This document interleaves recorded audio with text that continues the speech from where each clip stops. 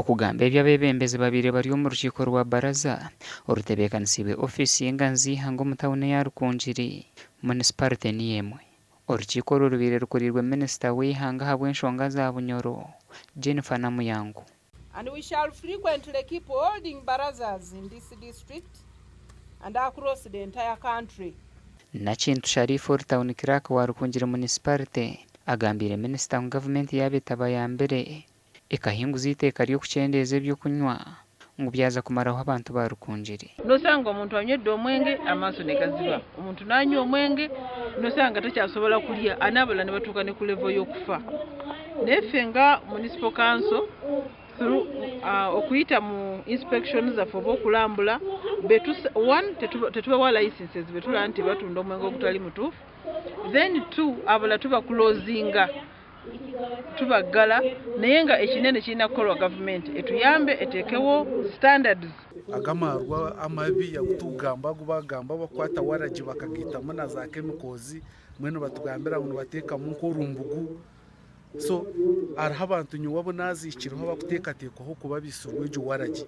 Abaho nabagizire ngu n'ebitokooza bwongo ebirimu kureesa enjaayi byeyongiire.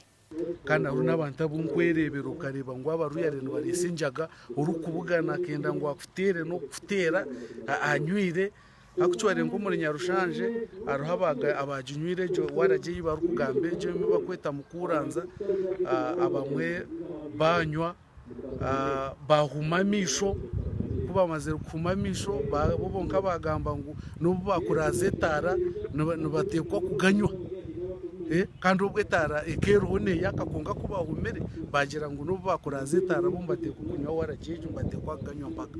Minisita Namuyangu aragira abeebembezi aba ngu bataza kurinda gavumenti ngu engenderwaho y'eihanga neebaho obushobozi kutaho amateeka agaramareho ebikorwa bibi. Why would you allow such to happen? If somebody is selling it, close that shop. If they don't have other things to sell that are useful, they should not destroy our younger people. So this one, they don't need to wait. Let them come up with a bylaw, barring it from their area, and they send this law to the Solicitor General. Once it is approved, it becomes a law. Oguhona hamiza abantu ba Rukungiri ngu sente za parish development model neza kutandika kugabwa mu burika ago barashanga igashikirize byone birukwetengesa. Nga ne Ministry ya Finance na sente endala zegenda ate okwongera ngewa abantu. Bwe tunamalirako omwezi gw'omukaaga buli muluka gwa Uganda gujja kubanga gulina emiliyoni 10 ze bafunye mu mwaka guno ogw'ensimbi n'emiliyoni 17 ezaali ez'omwaka guli ogwagwako. Okurugirira hari minisita Namuyangu ofisi y'enganzi y'eihanga etiireho enkiiko za baraza kwenda kuheereza abantu omugisha gw'okugamba na gavumenti ebintu ebirikubateganisa hamwe n'abeebembezi okubashoborera ebintu ebi gavumenti ekozire omu byanga byabo kandi orukiiko oru rutandikire Rukungiri municipality kandi erizooba riri omuri ntungamu. Gashakwa Abdulkarim Sengendo.